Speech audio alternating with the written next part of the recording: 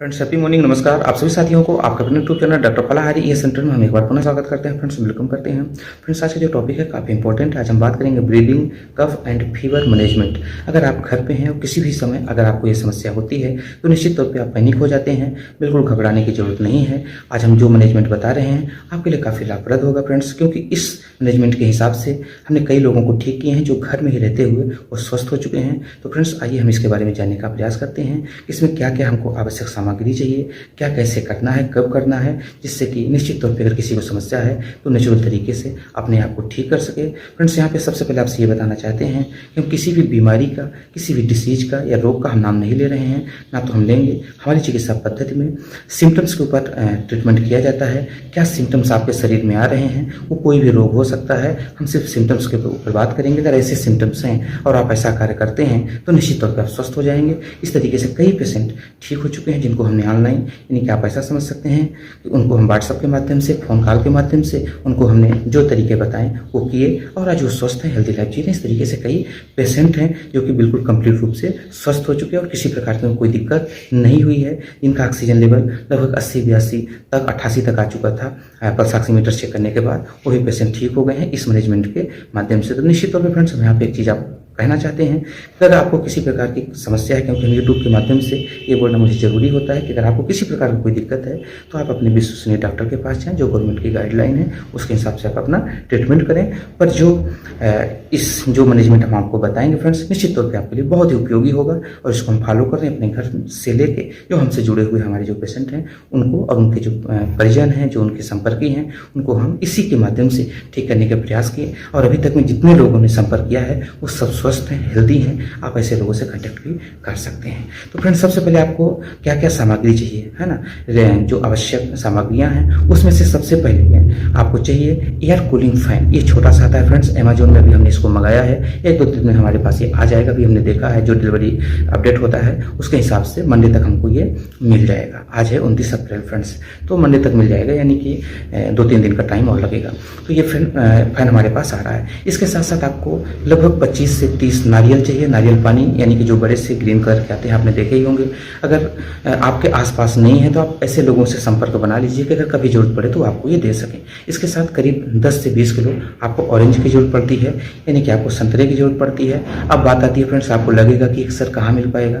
इस कंडीशन में हम आपको ऑप्शन भी दे रहे हैं। अगर ये नहीं मिल रहा है तो आप ध्यान रखें, टमाटर आपको चाहिए, करीब 8 से 10 किलो आप टमाटर ले लीजिए। इसके साथ आपको लौकी भी रखनी पड़ेगी फ्रेंड्स, हमेशा ध्यान रखिएगा। लौकी और टमाटर ये बहुत ही इंपॉर्टेंट आपके लिए होगा, इसको रख लीजिए। धनिया का पत्ती आपके पास होनी चाहिए।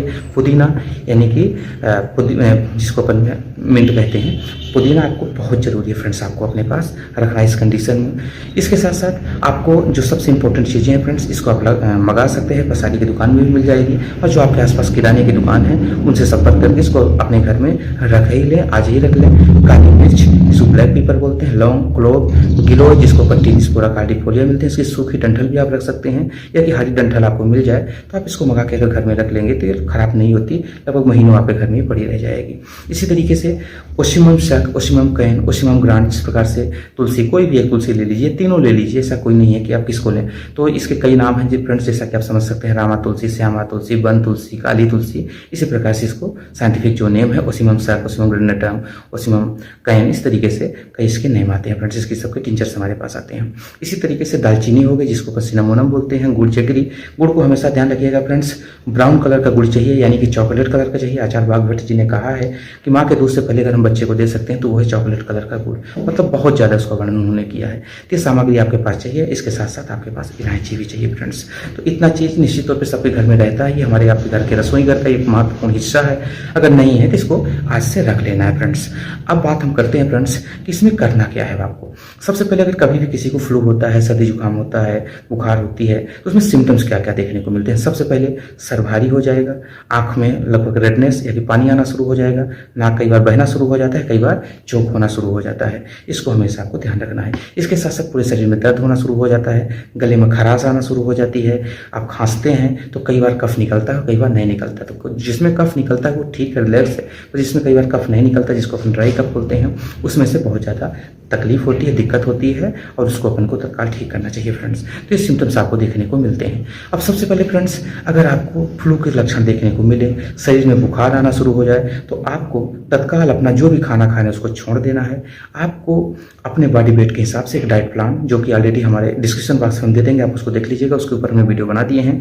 तो उसके हिसाब से आपको क्या करना है, सुबह से लेके, अभी हम यहाँ पे मात्रा नहीं बताएंगे, डिस्क्रिप्शन बॉक्स में उसकी लिंक दे रहे हैं, आप उसको जरूर देख लीजिएगा। तो उसमें आपको कैसे खाना है, किस उम्र में, या कि कितना बॉडी वेट के हिसाब से आपको क्या लेना है, उसमें लिखा है।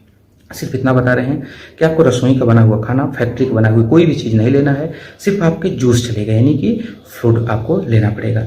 उसमें आपको सुबह से लेके लगभग 7 बजे से लेके 11 बजे दिन तक आपको साइट्रस जूसेस लेना है, जिसमें जैसा कि अपन ने बताया, चाहे ऑरेंज का ले लीजिए, या कि टमाटर का ले लीजिए, लौकी का ले लीजिए। इस तरीके से आप 5 गिलास जूसेस आपको लेना है। फिर करीब 11-12 बजे के बाद आपको कोकोनट वाटर लेना है ना। कितना लेना है उसमें लिखा है, डिस्क्रिप्शन बॉक्स में हम लिंक दे देंगे, पुनः कह रहा हूँ, आप उसको देख लीजिएगा, उसमें अच्छे समझाया गया है फ्लू फीवर के लिए। फ्रेंड्स, आप देखेंगे कि अगर आप ऐसा करते हैं पहले दिन, दूसरे दिन फिर उसका आप आधा कर देंगे, उसमें उसका भी डिटेल वहाँ पे दिया गया है। फिर तीसरे दिन, मतलब 2 से 3 दिन के अंदर अंदर आप देखेंगे कि आप जब पहला डोज शुरू करेंगे तब से आपको आराम होना शुरू हो जाएगा। सिर्फ आपको जूसेस लेना है। बहुत ज़्यादा तकलीफ होती है, भूख लगती है, तो आप लौकी की सब्जी या कि पतली खिचड़ी ले लीजिए। बाकी milk product, dairy product, animal product और तली भुनी हुई चीज़ें, पैक्ड चीज़ें बिल्कुल आपको नहीं लेना है, ध्यान रखिएगा, नहीं तो केस जो है वो बिगड़ने के चांसेस हो जाते हैं। तो आपको इसी जूसेस को लेना है फ्रेंड्स। 12 बजे तक, 11 बजे तक आपको साइट्रस जूसेस लेना है, और उसके बाद फिर आपको कोकोनट वाटर लेना है पहले दिन। दूसरे दिन फिर उसका डोज कम हो जाएगा, और तीसरे दिन एकदम से कम हो जाएगा। आप देखेंगे कि 103 डिग्री, 104 डिग्री का फीवर जैसे आप जूस लेना शुरू करेंगे तो तत्काल रुकना, आप कंट्रोल में आना शुरू हो जाएगी। लगभग 101, 102 के आसपास हो जाएगी, जो कि आपके कंट्रोल में रह जाती है। ऐसा हमने कई पेशेंट को देखा है। अगर बहुत ज़्यादा तकलीफ है, बुखार और ज़्यादा बढ़ रही है, उस कंडीशन में आपको कोल्ड कंप्रेस करना है ना, ठंडा पानी लेना है, उसमें से कॉटन का कपड़ा लेके उसके सर पे पेशेंट को रखना है। उसके बाद फिर दूसरा, इस तरीके से कुछ देर आप कर देते हैं, 15 से 20 मिनट, आधा घंटा, तो आप देखेंगे कि फीवर लगभग नॉर्मल हो जाएगी। और हाँ, हमेशा एक चीज़ ध्यान रखेंगे, जैसे फीवर नॉर्मल हो जाएगी इस डाइट्स को लेते लेते, तो आप देखेंगे कि उनकी जो फीवर है वो कभी रिपीट भी नहीं करेगी। रिपीट भी करेगी तो ओवर नहीं होगी, हमेशा वो कंट्रोल में रहेगी। ये बहुत यूनिक चीज़ है, क्योंकि फीवर हमारे शरीर में होना भी बहुत जरूरी है। जब भी कोई फॉरेन पार्टिकल्स, कोई माइक्रो ऑर्गेनिज्म हमारे शरीर को इन्फेक्ट करते हैं, तो हमारे जो शरीर के इम्यून सिस्टम है, मैकेनिज्म है, वो एक्टिव होता है, और उस दौरान फिर हमारी शरीर हीट पड़ती है। तो एक नेचुरल प्रक्रिया है, उसका इंपॉर्टेंट है, लेकिन उसको सिस्टम के तहत हमको कम करना होता है, एकाएक कम नहीं कर सकते। आगे समझिएगा फ्रेंड्स, पहला चीज़। दूसरा चीज़, अगर खांसी किसी को आ रही है, बहुत ज़्यादा तकलीफ है, बार बार खांसी आ रही है, तो उनको क्या करना है, काली मिर्च लेना है आपको। उसमें से आपको सौंठ लेना है, यानी कि सूखा हुआ अदरक, उसी को अपन जिंजर कह सकते हैं, जिंजीवर कह सकते हैं, अदरक कह सकते हैं, सौंठ कह सकते हैं, और आप सूखा ले लीजिए या कि अदरक भी ले लीजिए, कैसा भी, दोनों चलेगा, उसमें कोई दिक्कत नहीं। उसके साथ साथ आपको क्लोव यानी कि लौंग लेना है। काली मिर्च करीब 2 दाना तक, और लौंग भी 2 दाना तक, और जो सौंठ है यानी कि जो अदरक है उसको थोड़ा सा, लगभग 5 से 10 ग्राम तक आप ले लीजिए। इसी तरीके से अगर गिलेव है तो उसको ले लीजिए, यानी टिनिस्फोरा कार्डिफोलिया, नहीं है तो कोई दिक्कत नहीं, आप इसको ले लीजिए, एक साथ मिक्स कर लीजिए और इसको पीस लीजिए। और पीसने के बाद आप 1 चम्मच शहद ले लीजिए। निश्चित तौर पे अच्छी शहद आप ले सकते हैं, फॉरेवर की अच्छी शहद आती है, आप उसको ले सकते हैं, या कि आपके ग्रामीण क्षेत्रों में जो मिले तो आप उसको ले लीजिए। तो इसका पाउडर लीजिए, और 1 चुटकी पाउडर लेके 1 चम्मच शहद में मिला के दिन में उसको 2 से 3 बार चढ़ा सकते हैं पेशेंट को।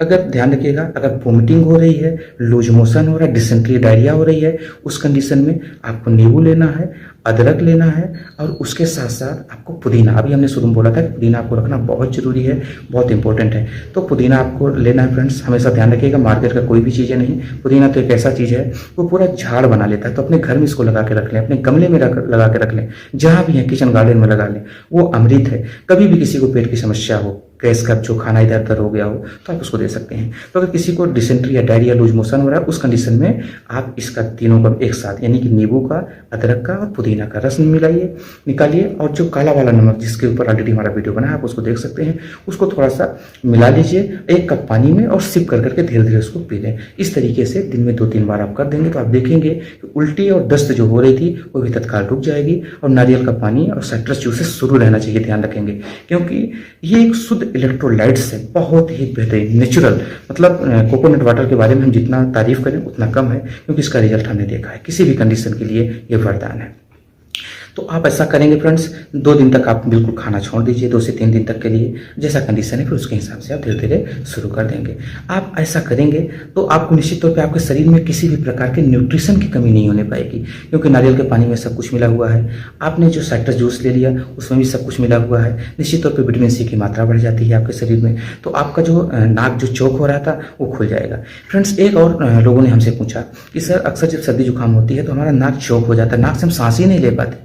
ऐसे कंडीशन में आपको करना क्या है कि सीधा लेट जाइए और नाक में 2 से 3 बूंद शुद्ध सरसों का तेल, मार्केट का नहीं चलेगा, जो आप मशीन से निकलवाते हैं उसको रख लें, या कि नहीं है तो किसी पड़ोसी से ले लें और नाक में 2 से 3 बूंद आप डाल दें। आप देखेंगे कि 5 से 6 मिनट के अंदर अंदर बिल्कुल जो कफ जमा था वो पिघल के निकल जाएगा, आपके मुख में आ जाएगा और जो पूरा नाक है वो खुल जाएगी। ऐसे हमने कई पेशेंट को ये हमेशा टेक्निक को आजमाते हैं, अपने ऊपर खुद करते हैं। जब कभी सर्दी जुकाम होती है तो नाक चौक हो जाता है, ऐसे कंडीशन में आप कर देंगे, आपका नाक खुल जाएगा, आप सांस लेना शुरू कर देंगे। गला अगर चौक है तो जो शहद वाला हमने बताया उसको कर लीजिए। इसके साथ फ्रेंड्स आपको काढ़ा पीना है, उसको आप काढ़ा कह सकते हैं कि हुंजा टी कह सकते हैं। वो क्या है वीडियो में अगर हम यहाँ पे बताएंगे तो लंबा समय लगेगा, बस मटेरियल यही रहेंगे जो हमने बताया है। उसके लिए डिस्क्रिप्शन बॉक्स में हम लिंक दे देते हैं हुंजा टी के, आप उसको देख लीजिएगा, उसको आप पीते रहिए। उसको आप दिन में कितनी भी बार पी सकते हैं, रात में, दिन में, कभी भी पी सकते हैं। वो सिर्फ अमृत ही है, उसमें किसी प्रकार का कोई चीज़ें आपको दिक्कत नहीं होगी। अब बात करते हैं फ्रेंड्स कि हमारी अगर EH रेमेडी बहुत कारगर है, अगर कभी भी किसी को ये समस्या होती है तो आपको एक D3 डाइल्यूशन लेना है। किस किस चीज़ का? P2 यानी पेक्टोरल का।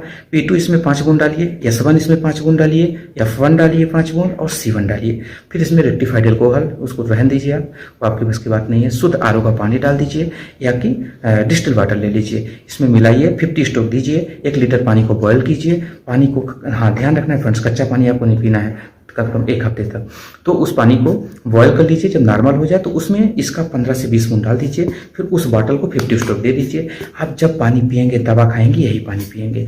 आप ऐसा करेंगे तो आपका फ्लो भी ठीक हो जाएगा, लिवर भी बढ़िया प्रॉपर काम करेगा, क्योंकि इसमें F1 मिला हुआ है, फेब्रिफुगो मिला हुआ है, C1 मिला हुआ है अगर कभी भी क्लोटिंग होता है, P2 जो लंग्स के ऊपर काम करेगा, रिस्पिरेटरी ट्रैक्ट के ऊपर काम करेगा, S1 जो कि इसको फुलस होता है, गले के ऊपर काम करेगा। ये बहुत बेहतरीन कॉम्बिनेशन है फ्रेंड्स, हमने इसका बहुत बेहतरीन रिजल्ट देखा है। P2, S1, F1 और C1 किसी भी कंडीशन में, या कि आप समझ सकते हैं लाइफ एंड डेथ की अगर बात हो तो भी ये बहुत अच्छा कारगर है, बहुत बेहतरीन काम करती है फ्रेंड्स। पर निश्चित तौर पे बहुत सारे लिमिटेशंस होते हैं जिसके माध्यम से हम लोग बंधे होते हैं, बहुत सारा चीज़ यूट्यूब के माध्यम से नहीं कह पाते। तो फ्रेंड्स उम्मीद करते हैं आप बहुत सारी चीज़ें हमारी समझ गए होंगे। हम मिलेंगे न्यू वीडियो के साथ, तब तक के लिए अनुमति दीजिए। हम उम्मीद करते हैं कि आप सब स्वस्थ हैं, स्वस्थ रहेंगे, जागरूक रहेंगे, पैनिक नहीं होंगे, डरेंगे नहीं, और निश्चित तौर पर सभी समस्या का समाधान हमारे आपके हाथ में है। जागरूकता ही बचाव है। तो फ्रेंड्स अनुमति दीजिए, नमस्कार।